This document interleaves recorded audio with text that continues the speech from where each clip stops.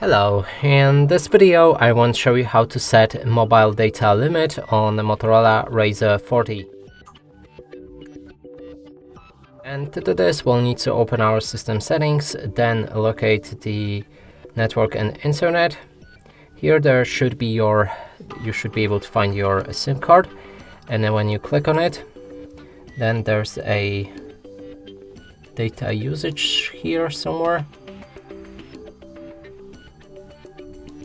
Yep, data warning and limit. So we can enable or disable set data warning if you want to receive it or you want to stop receiving the warning. And you can enable your data limit right here.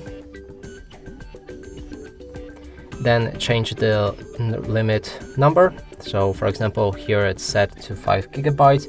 You can change it to megabytes as well.